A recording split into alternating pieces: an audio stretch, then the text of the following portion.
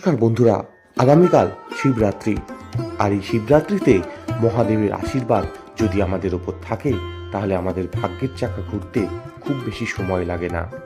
জ্যোতিষশাস্ত্রে মনে করা হয় মহাদেবকে রাশি অনুযায়ী যদি আমরা কিছু দ্রব্য অর্পণ করি তাহলে মহাদেব খুবই প্রসন্ন হন।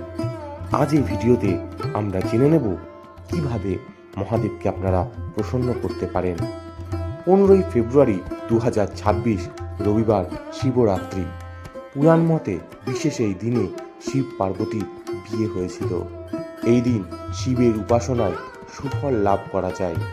দেবাদিদেব মহাদেবের আশীর্বাদ যদি আমাদের উপর থাকে তাহলে আমাদের ভাগ্যের চাকা খুব দ্রুত ঘুরবে, নানান দিক থেকে উন্নতি লাভ করবেন, সংসার হবে আনন্দময়। আসুন জেনে নিন রাশি অনুযায়ী মহাদেবকে কে কি অর্পণ করবে। মেষ রাশির জাতক জাতিকারা মহাদেবের নৈবেদ্যে মধু অবশ্যই রাখুন। এছাড়া শিবলিঙ্গে আখের রস ঢালতে হবে। বৃষ জাতির জাতক জাতিকারা মহাদেবের ক্ষীরের তৈরি জিনিস নৈবেদ্য হিসেবে অর্পণ করলে ও শিবলিঙ্গে কাঁচা দুধ ঢাললে বৃষ জাতক জাতিকারা খুবই ভালো ফল পাবেন। মিথুন রাশির জাতক জাতিকারা গঙ্গা জলে বেলপাতা দিয়ে শিবলিঙ্গ অর্পণ করুন। কর্কট রাশির জাতক জাতিকারা মহাদেবকে ছানার তৈরি সাদা রঙের মিষ্টি যদি অর্পণ করেন তাহলে কর্কট জাতক জাতিকাদের ফলপ্রাপ্তি হবে। এর সঙ্গে শিবলিঙ্গে অভিষেক করার সময় তাতে একটা বড় আকৃতির এলাচ অবশ্যই দিন। সিংহ রাশির জাতক জাতিকারা শিবের সামনে ঘিয়ের প্রদীপ জ্বালান। এর সঙ্গে শিবলিঙ্গে গুড় মেশানো জল অর্পণ করুন ও গরিব দুঃখীদের গম দান করুন। কন্যা রাশির জাতক জাতিকারা শিবের কৃপা লাভের উদ্দেশ্যে কন্যা জাতক জাতিকারা দুধে সিদ্ধি পাতা মিশিয়ে শিবলিঙ্গে অর্পণ করুন। তুলা রাশির জাতক জাতিকারা মহাদেবকে গুড় ও বাতাসা নৈবেদ্য হিসেবে নিবেদন করুন।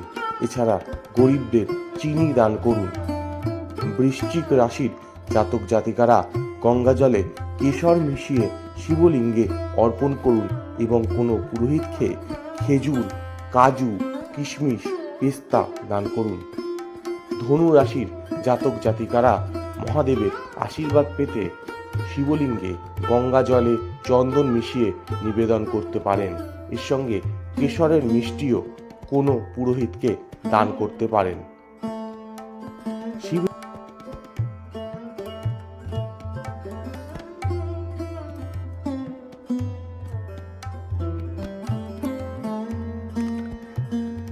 শিবরাত্রির ব্রত পালন করলে পূর্ণ লাভ হয়।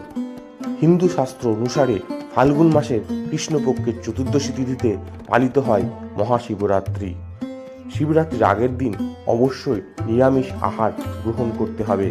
শিবরাত্রির দিন উপবাস রেখে 4 বার শিবলিঙ্গকে গঙ্গাজল, দুধ, দই, ঘি ও মধু সহযোগে স্নান করানোর পর বেলপাতা, ধুত্র, নীলকণ্ঠ, আকন্দ ফুল, বেল ও অন্যান্য ফল সহযোগে ওম নমঃ শিবায় মহামন্ত্র পাঠে দেবাদিদেব মহাদেবের অভিষেক করতে হয়। পরের দিন পারণ ও অতিথি ভোজন পালনের মাধ্যমে দিয়ে শিবরাত্রির ব্রত সম্পন্ন করতে হবে। সিদ্ধান্ত পঞ্জিকা মতে চতুর্দশী তিথি আরম্ভ হচ্ছে 2রা ফাল্গুন রবিবার অর্থাৎ 15ই ফেব্রুয়ারি রবিবার বিকেল 5টা 6 মিনিটে। চতুর্দশী তিথি শেষ হচ্ছে 3রা ফাল্গুন সোমবার 16ই ফেব্রুয়ারি সোমবার অর্থাৎ সময় বিকেল 5টা 35 মিনিটে।